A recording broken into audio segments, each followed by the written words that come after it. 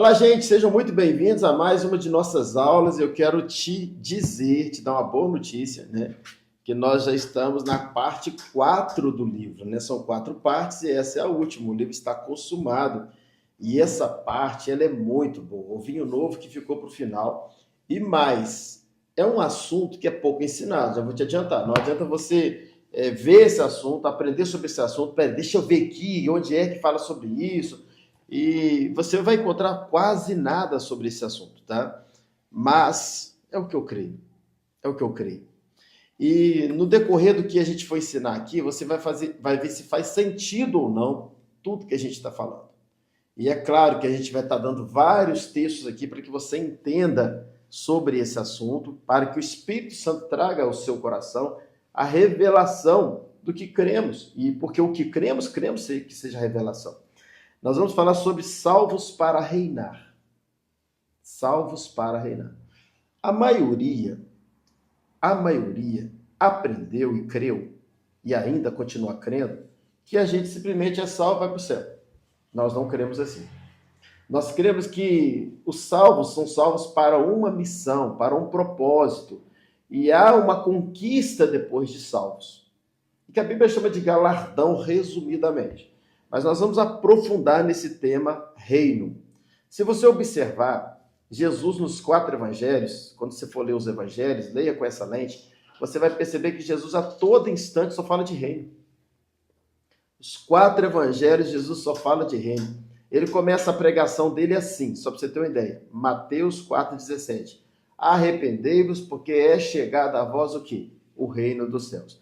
Quando você assiste as parábolas, todas as parábolas, só fala de reino.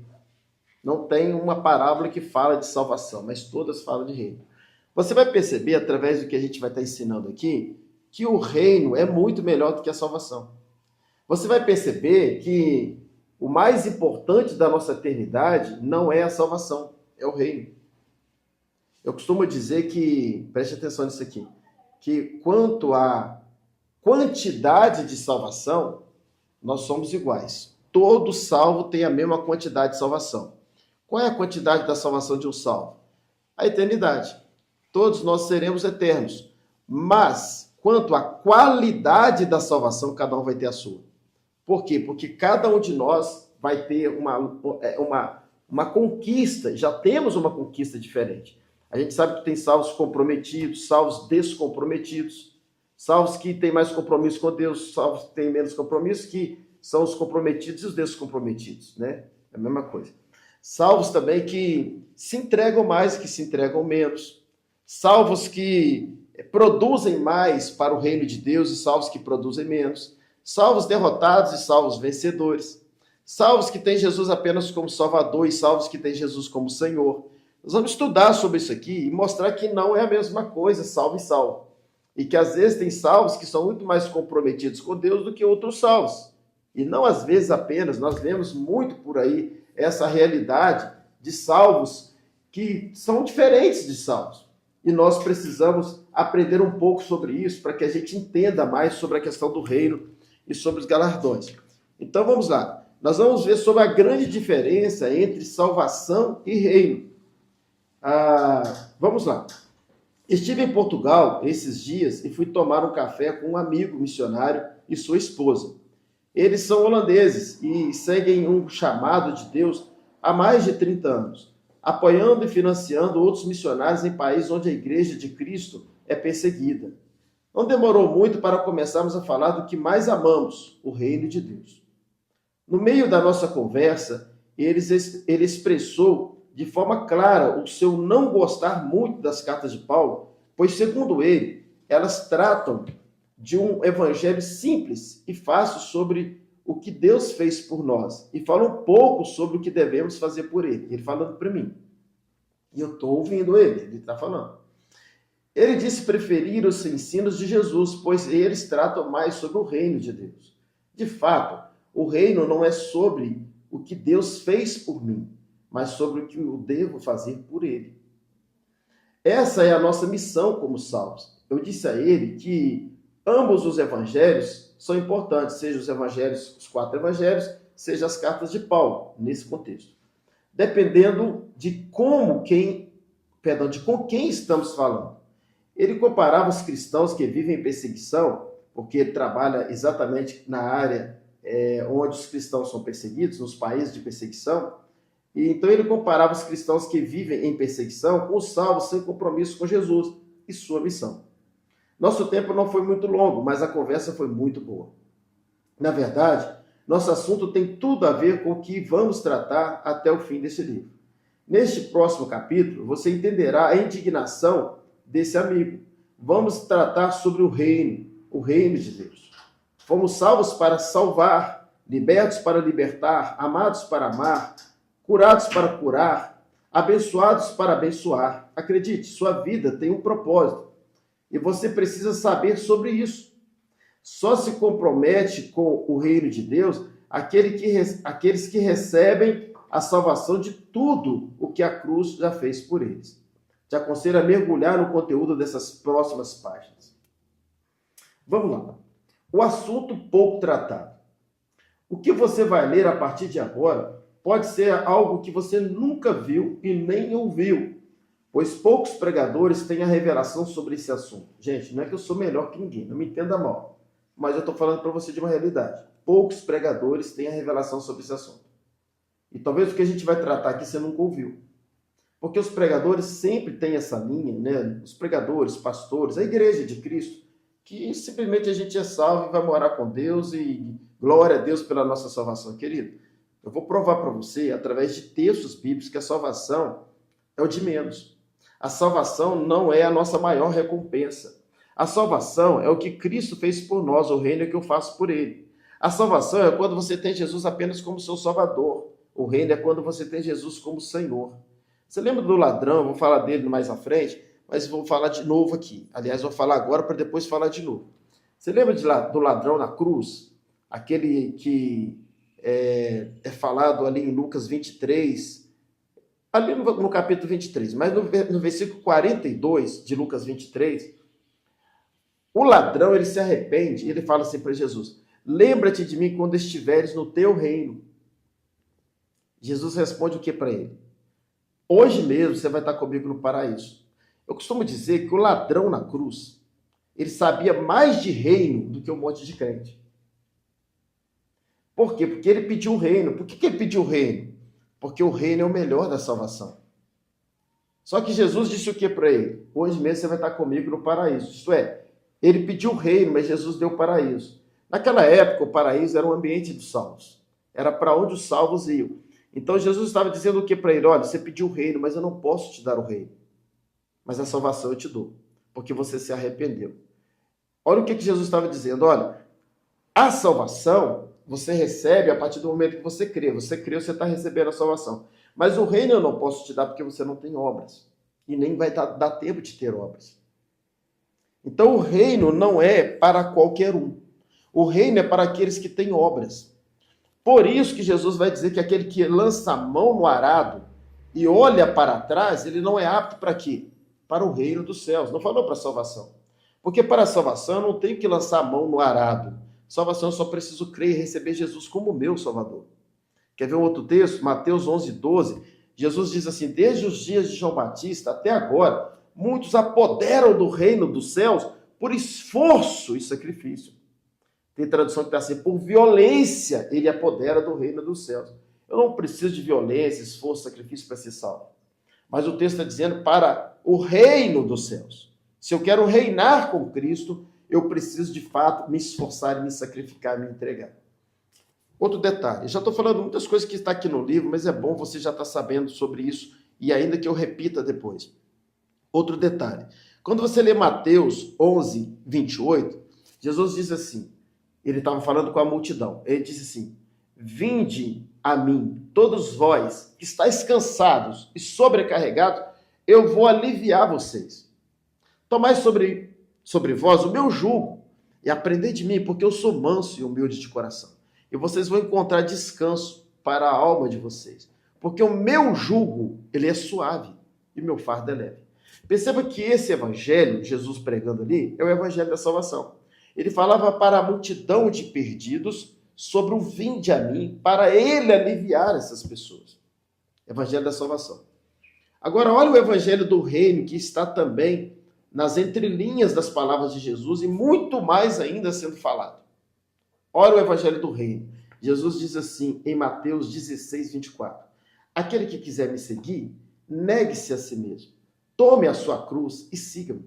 Porque o que aproveita o homem ganhar o mundo inteiro se perder a salvação da sua alma. E no versículo 25 ele ainda fala assim, porque aquele que quiser ganhar a vida está perdendo a vida, mas aquele que perder a vida por amor de mim está achando a vida. Agora preste atenção. Mateus 11, 28 ele está dizendo, vinde a mim que eu vou aliviar você. Mateus 16, 24 ele está falando, quer me seguir, você tem que se negar a si mesmo e tomar a sua cruz. Espera aí. Se ele está falando aqui que ele vai trocar de fardo, que vai aliviar essa pessoa, por que aqui ele está mandando tomar cruz? Se a gente perceber, parece contradição. E a Bíblia não se contradiz. O que falta é a gente olhar com o olhar do reino, com o olhar da diferença de salvação e reino. Ele está dizendo aqui, Mateus 11, 28, para a multidão dos perdidos, para ganhá-los para a salvação. Só que aqui, em Mateus 16, 24, ele já está falando com os discípulos, porque eles já são salvos sobre a conquista do reino. Tanto é que em Mateus 16, 24, está escrito assim, e disse, essa parte eu deixei para o final mesmo, eu pulei para te explicar. E disse Jesus aos seus discípulos, porque eles já eram salvos. Então nós, depois de salvos, temos um reino para conquistar. Quando você percebe as parábolas, como eu já disse aqui, você percebe que dentro de uma mesma parábola tem o vencedor e o perdedor. E todas as parábolas começam, o reino dos céus é semelhante a. Ele está dizendo o seguinte, dentro do mundo dos salvos, existem aqueles que conquistam o reino e aqueles que não vão conquistar o reino. Lá em Mateus 7, 21, um outro texto, Jesus disse assim, nem todo aquele que me diz Senhor, Senhor, olha só, nem todo aquele que me diz Senhor, Senhor, entrará aonde? Entrará aonde? No reino dos céus. E olha só, quem diz Senhor, Senhor? Os salvos. Mas ele não está dizendo que nem todo aquele que me diz Senhor, Senhor vai ser salvo. Não, quem diz Senhor já é salvo. Ele está dizendo, nem todo aquele que me diz Senhor, Senhor entrará no reino. Isto é, muitos salvos não vão conquistar o reino. E eu espero que o Espírito Santo use a minha vida mesmo para descortinar essa área da sua vida. Para que ele traga a você essa revelação, dessa separação de salvação e reino. Vamos continuar mais um pouco aqui. Eu espero que você entenda tudo que a gente vai estar explicando sobre isso. O que você vai ler a partir de agora pode ser algo que você nunca viu e nem ouviu, pois poucos pregadores têm a revelação sobre esse assunto. E se eu tenho, não é porque sou bom, mas sim porque o Espírito Santo é bom. É devido à graça e ao favor de Deus. Esse entendimento sobre salvação e reino é libertador, acredite. Para muitos o vinho é novo. Porém, não se esqueça que, para receber vinho novo, o odre precisa ser novo. Deixe o Espírito Santo ministrar em seu coração. Lembro-me de quando participei da minha primeira conferência sobre a nova aliança e a dispensação da graça. Confesso que eu não consegui assimilar como tudo poderia estar pago se vários textos nos evangelhos de Cristo, principalmente nas parábolas, me chamavam a uma vida de compromisso e responsabilidade com o reino de Deus. Quando questionei sobre isso, foi-me explicado que esses textos, e inclusive as parábolas, não se tratavam de salvação, mas sim do reino de Deus. Hoje entendo claramente que a salvação está ligada ao que Cristo fez por mim, mas o reino está ligado ao que eu faço por Cristo. É diferente. Meninos são meramente salvos, mas filhos maduros vão reinar com Cristo. Você sabe que dentro da igreja tem muita gente que é menino na fé, né? Menino no entendimento. Esses são meramente salvos, mas aqueles que amadurecem, eles vão reinar com Cristo. Em Lucas, eu já falei esse texto, em Lucas 23, 42, o ladrão naquela cruz se arrependeu e pediu o reino para Jesus. Mas Jesus deu apenas a salvação. Já meditou nesse texto? Por que Jesus deu apenas a salvação para ele? Porque ele não tinha obras. A salvação, Jesus conquistou por nós, se tornando o nosso Cristo. Mas o reino, nós precisamos conquistar. Entende? A salvação é quando você vai ao pé da cruz. e nela alguém subiu para te salvar. Recebe isso. O reino é quando você mesmo sobe a cruz para que outros sejam salvos. Por isso que Jesus diz: aquele que quiser vir após mim, negue-se a si mesmo, tome a sua cruz. Então nós não fomos chamados para o pé da cruz. Nós fomos salvos pela cruz e a gente vai até o pé. Mas nós fomos chamados, escolhidos, para subir a cruz. Queridos, se a gente não subir a cruz, outros não serão salvos. Por que você acha que o Evangelho salva o Brasil hoje? Por que muitos brasileiros foram salvos, já partiram salvos e muitos estão sendo salvos? Porque alguém subiu a cruz por nós. Claro, Jesus subiu. Mas não foi o suficiente Jesus subir. Precisou que alguém viesse falar do Jesus que subiu. E esses que vieram para o Brasil, como muitos da Europa, a própria América, vieram para o Brasil pregar o Evangelho para nós, foram aqueles que subiram a cruz. Pastor, mas por que eles subiram a cruz? Deixaram família, deixaram amigos, deixaram seu país, deixaram negócios, deixaram seus sonhos, deixaram tudo por amor a Cristo e por amor a nós, sem sequer nos conhecer. Por exemplo, nosso casal de missionários, Carlinhos e Natália, estão lá na África, em Moçambique, fazendo missões. Foi para um povo que nem os conhecia. Abandonou o Ceará, que eles são de Fortaleza, abandonou família, abandonou pais, abandonou tudo por amor a Cristo e foram para a África. Você sabe o que é isso? Subir a cruz. Agora, todo salvo vai para a África? Não. Mas também não é só ir para a África que está dizendo que nós somos do reino. Mas todo salvo tem uma missão, todo salvo tem uma responsabilidade, todo salvo tem um compromisso, todo salvo prega a palavra de Deus, todo salvo financia o reino de Deus? Não. Então são salvos que, infelizmente, não estão conquistando o melhor da eternidade, que é o reino dos céus. Que é passar uma eternidade na posição de governo. E a gente vai saber mais sobre isso. Mas vamos lá. A gente está aqui. Eu não tenho nenhuma dúvida de que se o seu coração estiver aberto, você terá todas as revelações da grande diferença entre salvação e reino. Medite nessas palavras de Jesus.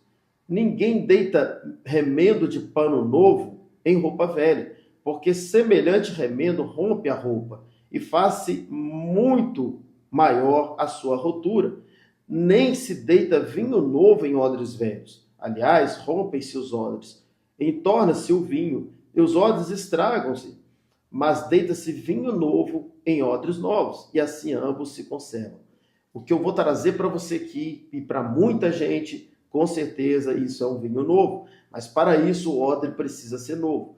E ele estava falando exatamente sobre os fariseus, que eram os religiosos da época, que não aceitavam Jesus, que não criam em nada que Jesus fazia, ainda condenavam que não fazia. Aliás, eles condenavam que Jesus fazia, que Jesus não fazia. Eles eram os grandes condenadores da sua época. E Jesus deu essa palavra para eles. Olha, não tem como colocar um vinho novo na vida de vocês. O odre é velho. Então, se você não for um odre novo, você não vai receber o que a gente tem para você. E eu espero que no decorrer de tudo que está acontecendo até agora, você vai receber esse vinho novo. Pastor, por que isso é importante, esse assunto? Ele é extremamente importante para que você entenda a graça. Os assuntos de reino, eles facilitam a sua vida para o entendimento da graça. Por quê? Porque a graça é algo que já foi pago, já foi consumado, já é nosso por direito. Nós já somos abençoados por direito, nós já somos mais que vencedores. Eu já falei isso tudo que Jesus já fez por nós. Mas só que você encontra textos, muitos textos no Novo Testamento, que a Bíblia fala do que a gente tem que fazer. E aí te confunde. Se você colocar tudo no pacote e dizer que é só para ir para o céu, você vai dizer assim, mas eu não entendo então, porque por isso que muitos pregadores falam assim, a graça não é barata, a graça tem seu preço, a graça não foi de graça, porque eles incluem isso tudo na salvação. Quando eles olham os textos que estão cobrando algo da gente, eles pregam o evangelho ao ímpio dessa forma. Quando, na verdade, o evangelho ao ímpio tem que ser pregado em Mateus 11, 28. Vinde a mim, você que está cansado, sobrecarregado. Então eu conquisto primeiro essa alma para Cristo e depois é que ela recebe o evangelho do reino. Você lembra? Por que Jesus disse essa palavra para os discípulos? Olha, a vocês é revelado os mistérios do reino. E muita gente lê esse texto por não saber separar a salvação de reino, fala assim, mas por que Jesus pregava em parábolas então e só os discípulos podiam saber os mistérios do reino? Né? E dava a entender que Jesus estava fazendo acepção de pessoas. Não, para vocês, olha isso aqui, eu dou a vocês o mistério do reino. Aí eles não. E quando a gente lê esse texto, muita gente interpreta de forma errada e pensa que Jesus, de certa forma, está até fazendo acepção. Por que os discípulos poderiam receber as revelações, os mistérios, as parábolas que falam de reino e o perdido não? Está excluindo o perdido? Não, não é isso. Ele está dizendo o seguinte, vocês já estão prontos para uma feijoada, para um alimento mais sólido. Eles não. Vocês já são salvos, então eu posso falar para vocês sobre a conquista de um salvo. Mas eles nem sequer são salvos. Eu não posso dar essa mensagem pesada para eles, porque eles não estão prontos. E essa é a grande confusão que a igreja faz. Vai para as praças e prega a mensagem muito pesada. Glória a Deus, pela graça, bondade de Deus, muitos são salvos. Mas o que é ideal a gente pregar ao perdido? O que é ideal a gente pregar nas praças? O evangelho do vinde a mim. E quando a pessoa já está em Cristo, aí que eu prego o evangelho do negue-se a si mesmo. E é por isso que Jesus falou para os discípulos, olha, a vocês é dado a conhecer os mistérios do reino. E eu creio que você que está aqui me assistindo, você já é um salvo. E a você está sendo dado agora conhecer os mistérios do reino. Ter esse entendimento que a salvação é uma coisa e que reino é outra coisa. A salvação é quando eu tenho Jesus apenas como meu Salvador. O reino é quando eu tenho Jesus como meu Senhor. E quando eu tenho Ele como meu Senhor, acabou a minha própria vontade. O escolhido não tem escolha. Paulo sabia que ele era livre pela graça. Ele era liberto pela graça. Mas ele se colocava como prisioneiro de Cristo. Porque ele entendia que ele foi salvo para salvar, foi liberto para libertar, foi curado para curar, foi abençoado para abençoar, foi vencedor para tornar as pessoas mais do que vencedores, foi ao pé da cruz para subir nela. Então o reino, querido, é algo proposto para todo salvo, mas infelizmente nem todo salvo vai reinar. Estou me fazendo entendido aqui? Então não se coloca esse vinho novo em odre velho. Para que você receba esse vinho novo, o odre precisa ser novo. Por isso que às vezes você vai compartilhar esse assunto com muita gente e eles ainda não conseguem assimilar, porque o odre ainda não está novo. Então não consegue receber, vai ter que esperar um outro tempo.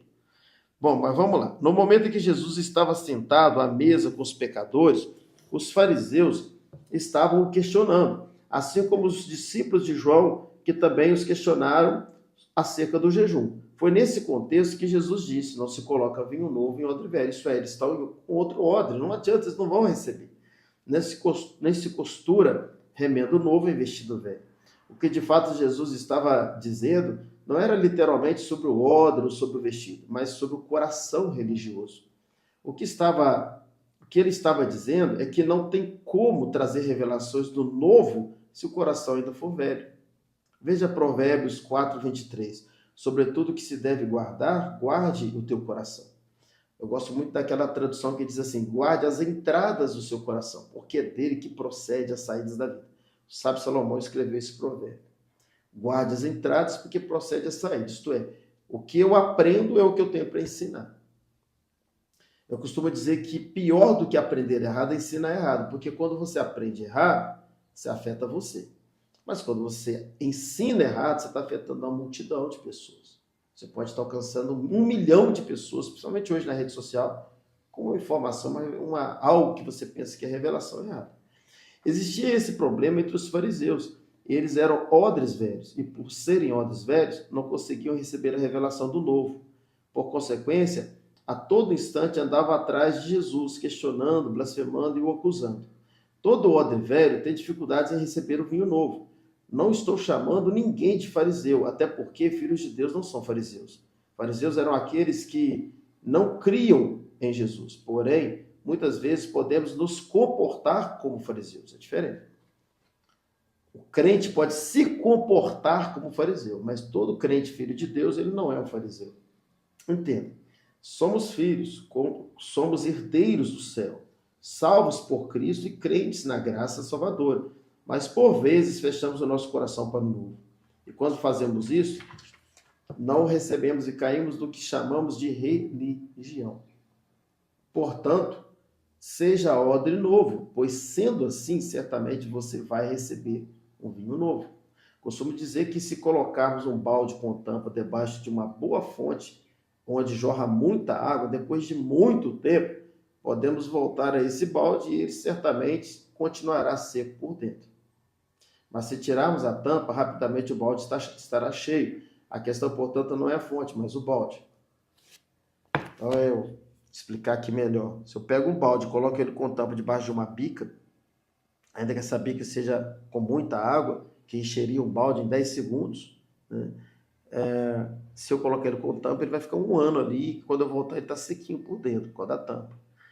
Mas se eu tirar a tampa, em 10 segundos ele pode ser cheio. Então a questão não é a fonte, não é o balde, é a tampa. A fonte é o Espírito Santo, você é o balde, e seu coração é ou não é a tampa. Então se você abre o seu coração, você tirou a tampa. Se você fecha o seu coração, você colocou a tampa. E não adianta a água jorrar. Se tiver tampa, não vai encher. Entende? O odre tem que ser novo. Um odre novo é um odre que tirou a tampa, que está aberto, né, para esse entendimento. E eu espero que, desde o início das nossas aulas até agora, o Senhor tenha aberto o seu entendimento. Porque às vezes você é uma pessoa boa de leitura, gosta muito de ler a Bíblia. E se você vai ler muito a Bíblia e não tem essa revelação aqui, do que a gente está passando de agora para frente, vai desconstruir tudo que já foi construído. Exatamente por aquilo que eu acabei de falar. Porque você vai ler muitos textos que cobram da gente, na Nova Aliança, no tempo da graça, no pós-cruz. Muitos textos que estão pegando pesado com a gente, né? E se você não entender que esse texto está tratando de reino, você vai ter uma crise. Você vai dizer, mas peraí, o pastor me ensinou que a salvação é pela graça, o pastor me ensinou que Cristo já pagou por mim, que está tudo consumado, que eu sou filho, que eu sou amado, que o meu pecado não me condena mais. E sabe, isso tudo de bom que de fato a salvação Cristo fez por nós, nos salvando, né? A graça fez por nós. E aí você vê textos pesados, você vai dizer, mas peraí, então eu não estou entendendo é nada. E aí você vai cair na mesma confusão daqueles que não têm a revelação da graça e da nova aliança. Porque não separa a salvação de reino. Então você precisa ler agora com essa lente da salvação e do reino também. Não apenas a lente da nova aliança, da graça, mas agora entender os textos se está se tratando de salvação ou de reino. E aí, por exemplo, as parábolas. Por que as virgens ficaram? A parábola era de reino. Elas eram salvas, as 10 eram salvas. Mas 5 ficaram para a grande tribulação. Mas por quê? Porque estavam despreparados, perderam a conquista do reino. Tanto é que a parábola, está lá em Mateus 25, versículo 1, diz assim, o reino dos céus é semelhante a 10 virgens. O texto não está dizendo a salvação é semelhante a 10 virgens, mas o reino dos céus. A gente vai mergulhar um pouco mais à frente sobre isso, né? Creio que esse livro está sendo um canal que o Senhor está usando como fonte de revelações para a sua vida. Nessa analogia, o balde é o seu coração. E se você retira a tampa, essas palavras virão ao seu espírito como revelação da mesma forma que vieram ao meu. Propositadamente, tenho repetido alguns assuntos e vou continuar repetindo por inúmeras vezes. Quando se trata de desconstrução de algo que aprendemos errado, é necessário falar muitas coisas sobre a mesma coisa. A palavra de Deus é como um martelo que esmaga a pedra, né? O próprio Jeremias fala sobre isso. A palavra é como um martelo que esmiuça a penha. Hoje a gente pode traduzir como uma marreta que esmiuça a penha. E muitas vezes a pedra precisa de várias marretadas no mesmo lugar. Eu já falei aqui, dei o meu testemunho, que eu era um quebrador de pedra quando eu era criança. Eu me lembro muito bem que às vezes eu tinha que bater várias vezes a marreta no mesmo lugar na pedra até ela quebrar. Então, o repetir é necessário. Amém? Terminamos essa aula e até a nossa próxima aula sobre salvação e reino.